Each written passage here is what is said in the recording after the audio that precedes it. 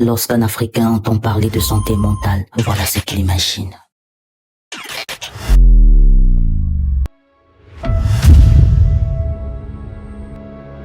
Le Cameroun est classé parmi les 10 premiers pays africains qui ont enregistré le taux de suicide le plus élevé ces 20 dernières années. La Côte d'Ivoire n'échappe pas à cette réalité complexe. Entre 25 et 37% des Rwandais souffrent d'une maladie mentale, 25 ans après le génocide. Dans un monde où les défis de la santé mentale sont de plus en plus prégnants, j'ai été violée par exemple 3-4 personnes, voilà ma situation.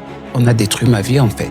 Les gens qui ont détruit ma vie, ce sont des personnes qui viennent de ma famille. Beaucoup se suicident à cause des femmes. La déception, la majorité des hommes qui font le mariage monogamie se suicident beaucoup. Quand quelqu'un commence déjà à avoir les propos tels que la vie ne sert à rien, ça doit déjà être une sonnette d'alarme. Des blessures invisibles, des cicatrices que personne ne soigne, des voix qu'on n'écoute pas. Bienvenue sur le programme Éco-Cœur, l'émission dans laquelle on se parle en profondeur.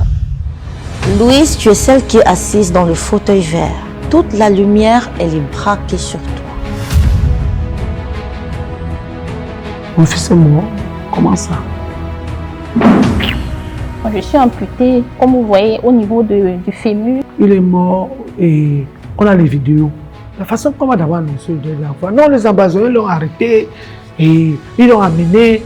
Je vous jure, ma salle sentait la mort. C'est pas la blague. Tu entres dans la salle, tu sens comment quelque chose est en état de putréfaction. Pour être avec moi dans ma salle, il fallait m'aimer. Quand ils arrêtent un homme en tenue, torture, ils détruisent comme ça devant les gens.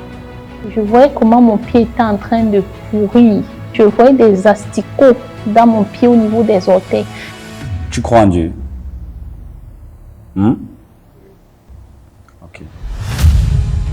Une blessure qu'on ne traite pas, elle commence à parler à notre place dans notre vie et puis elle nous déforme. Elle conditionne nos choix de relation, nos choix de vie. Ma mère est partie de la maison, je devais avoir quoi, 1 an ou 2, je ne sais plus trop. Du coup, je suis restée un moment avec mon père. Plus tard, il m'a envoyée dans une famille d'accueil. Mon père se désolidarise complètement. Et c'est comme ça que je grandis avec ce déséquilibre-là. Je me suis rendu compte qu'à plusieurs niveaux de ma vie, j'ai commandé de l'amour. Tu vas croire quand on ne te donne pas de l'amour. Tu vas demander à ces personnes. Ils vont dire qu'ils te donnent tout ce qu'ils peuvent. Le manque de confiance en soi n'est pas une maladie diagnostiquée. C'est un état psychologique courant. Ça veut dire que ça peut arriver un peu comme je disais, ça peut arriver à tout le monde. Tout se passe dans les schèmes que tu as déjà eu à construire dans ton esprit, des schèmes que tu as alimentés dans tes pensées. En réalité, tu n'es pas malade, tu es juste dans un état. Mais il s'est retourné vers celui qui avait un sac avec le visage tout joyeux. Il lui a dit, comment tu l'as fait? Et sur le sac, on avait écrit le bonheur. Il dit, je l'ai fait moi-même. Le monsieur du bonheur dit, je l'ai fabriqué moi-même. Donc nous fabriquons et nous sommes artisans de notre bonheur.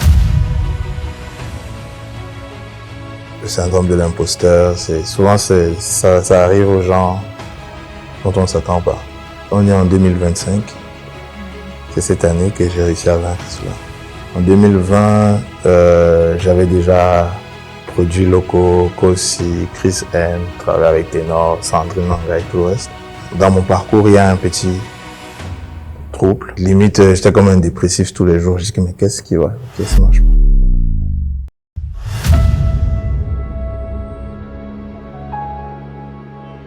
On accueille également Samira Montreux. Hein? Ça va, mon cœur? Ça va très bien, maman. Regarde, j'ai enfin trouvé ce que je veux faire de ma vie. J'ai enfin trouvé mon plan de carrière sentimentale, celui que je veux. Ton plan de carrière sentimentale, tu dis? Maman, regarde, je veux une vie à la Jennifer Lopez. Me marier, divorcer, me marier, divorcer, me marier encore et divorcer. Les conséquences valent mieux que les conseils. Parce que si on dit à Samira là maintenant que maman, la vie ce n'est pas comme ça. C'est comme si on l'encourageait seulement, comme si on disait vas-y, fuis. On débloque l'urgence dans mon cerveau. Oui, on débloque l'urgence à accomplir, hein, aller jusqu'au bout. Belle carrière sentimentale. Maman sera là pour essuyer tes larmes à chaque fois, à chaque divorce. Hein, je vais payer des avocats. Quand elle me touche, ça ne me disait rien. C'était what are you doing? Et ce qui fait en sorte que jusqu'à présent, je n'arrive pas à entretenir une relation pendant longtemps.